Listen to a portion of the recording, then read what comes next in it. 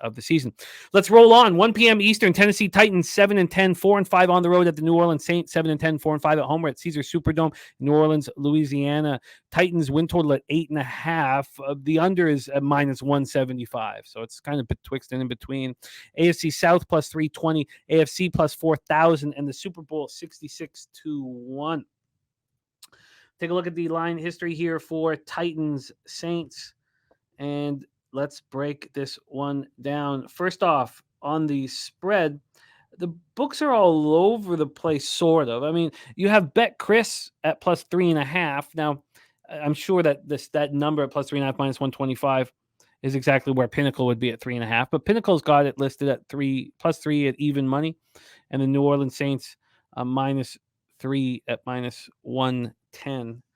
Let's see if that's moved much here, and it has. It's opened up at 4 and moved to 3.5 on August 14th, and then it moved to 3 on August 30th. And that's where it has stood. So Tennessee's gone from plus 4 down to plus 3.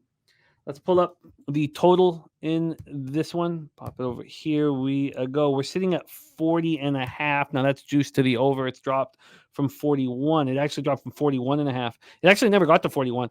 It opened on May 12th at 41.5. It moved to 40.5 on August 22nd. And that's where it is right now. 40.5. Now the 40.5 was a pick 'em at one point, so there has been a 10-cent move to the over since it got to 40.5. But there's been a move to the under overall and a move towards the Tennessee Titans. Let's take a look at the cash for the Titans spot. 51% of the tickets and 82% of the cash on the under. Then we have for the spread, 59% of the tickets and 95% of the cash on the Tennessee Titans. We'll see how that changes when the public gets involved. That's a lot here. That's a lot. So I don't know how Vrabel is going to be able to pull this off. We know historically he's a very good underdog.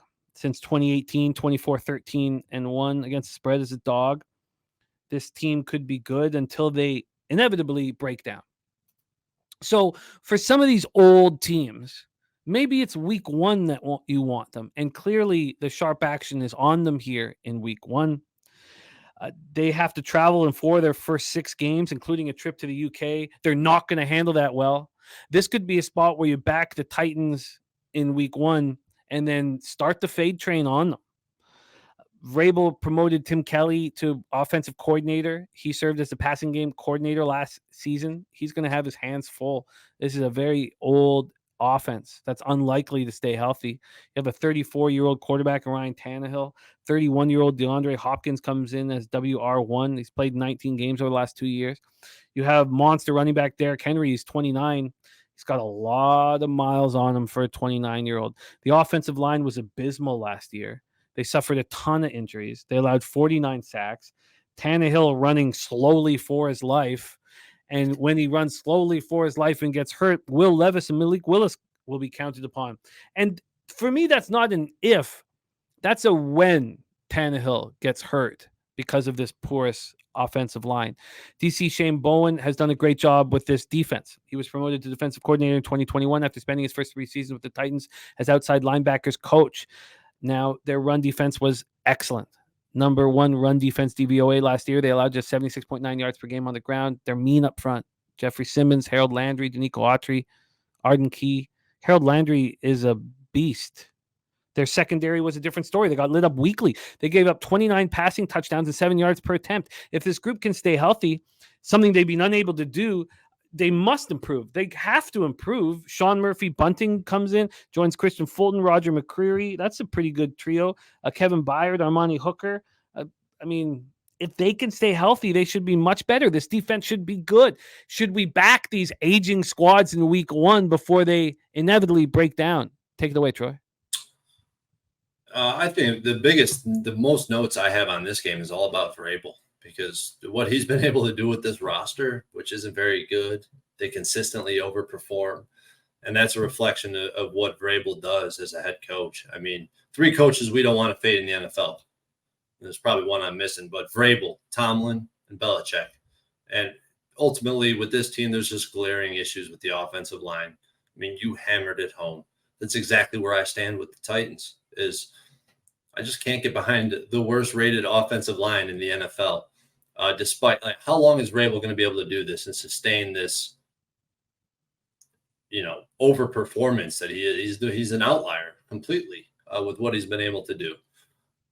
Yeah, I think it's not a team that I'm looking to back, especially early in the season. I just don't want nothing to do with that offensive line. That's just how I bet the NFL. Let's talk about the Saints, because the more I talked about the Titans, the more I started believing in this. Maybe we can back them week 1. Obviously, watching this go from 4 to 3. Let's talk about the Saints before I decide maybe to pull the trigger. Saints win total 9.5, juice to the under at -130. They're plus 110 to win the South, 16 to 1 to win the conference, 40 to 1 to win the Super Bowl. They have the easiest schedule in the NFL this year. Dennis Allen is not to be trusted in close games.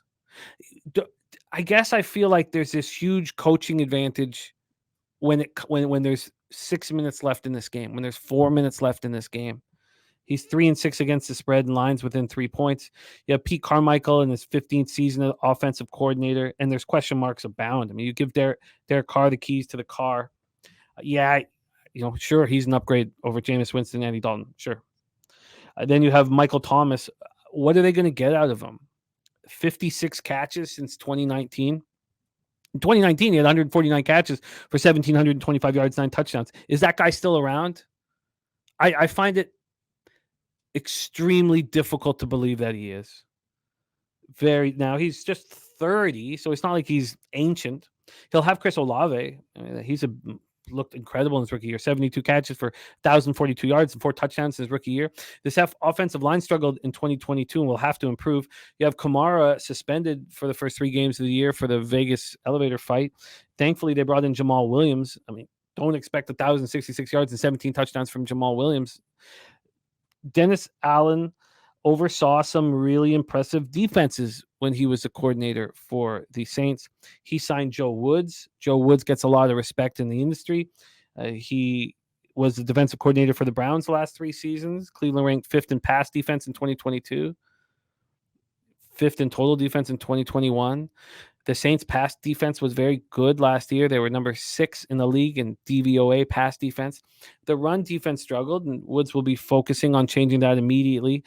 This was a huge drop, and we're talking 4th, 24th in run defense. 3 starters leave in free agency on that D-line. They lose Davenport to Minnesota, Shai Tuttle to Carolina, Onyemata to Atlanta. They signed 2 veteran tackles, Kalen Saunders and Nathan Shepard. They used their number 1 draft pick on Brian Bresee. So, they're number 2 on Isaiah Foskey. I mean, they're trying. They have Pete Werner at linebacker. We know can trust him. If Marshawn Lattimore can be healthy, he still is one of the top cornerbacks in the NFL, I think. If he can be healthy, what do we expect from the Honey Badger and Marcus May? We still are waiting. I believe we're still waiting for May to be suspended for the DUI. I was trying to find, has he been suspended? I can't see that he has. And I don't think that's because he's not going to. I don't like the Saints team. I can't wait to hear you break it down. Take it away, Saints at home here against the Titans.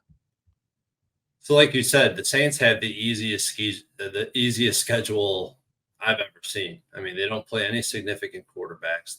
There was a bet I seen, someone was talking about it, about the Saints to be the last undefeated team in the NFL, and it was some ridiculous odds, like 200 to 1 or some ridiculous odds that you can get on that bet. But the Saints are a team that I need to learn more about as the season goes on. I think there's a wide range of potential outcomes for this team. I think there's going to be a lot of volatility throughout the season as they begin to figure things out as a unit. But I just don't see the pieces there. The offensive line is league average at best. The best case scenario is that the offensive line for the Saints finishes league average. Chris Olave is probably one of the best receivers in the league at this point. I mean, his advanced metrics with his ability to separate from the defenders and how consistent he is across all routes in the route tree is just insane. So I'd really like to see Derek Carr, take advantage of that, because it really wasn't last year. The defensive line is where I'm really down on this team. I mean, PFF has them rated 29th, and I have them rated 28th.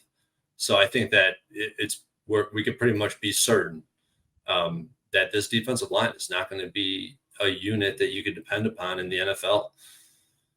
Yeah, I mean, the more we talk about it, the more I hear Jimmy kind of leaning towards the Titans, and I know a good friend of mine, Tim Crowley, he's leaning towards the Titans.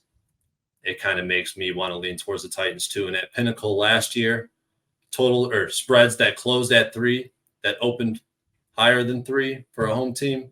Home team is 3-9 ATS. This is a 75% spot based on this line movement from 1 year, based on last year, a 9-3 spot that says play the Titans plus the points. So I guess if anything, I'd be leaning towards the Titans in this game. But I just need to find out more. I need more information on what this New Orleans Saints team is going to look like this season. I think that I'm moving on them. And I'm not sitting here saying the Titans are going to be a good team this year. I think they're going to break down. But week 1, in a tight game against Dennis Allen, and with Carr with all this pressure on him, maybe this is a mistake. But at this point, when we're talking about the additions, the Buccaneers +6 and the Titans +3, I'm very, very interested in them here. There's Joe in the house. I'm getting close. I didn't think I'd be getting close to this Titans, but I'm getting close. And that's what this show is all about. Slatsy saying reports out of Saints camp said Thomas having a hard time getting off the line. I mean, I find it's impossible to believe that he's just going to be a monster again. I just don't see it. It just doesn't work like that. This is the toughest sport in the world. You're not. It's just too fast. It's too dangerous. It's too hard. You're just going to sit out for 3 years. I don't. What 4 years now since he's had a monster season? Come on. Slatsy looking at the under 41.5 as well. Okay, this is crucial because also we have our own action, but also we have all the bragging rights on the line with the Cappers contest as well, and dethroning our champion Peter Loshak. And look at the guys who were in the top 5 last year: Dennis Garcia, Jose Bouquet, Bobano. Who am I? I'm missing one. Was it Saturated was 6th? Who am I missing from the top 5? Maybe Jose can remind me. Let's roll on.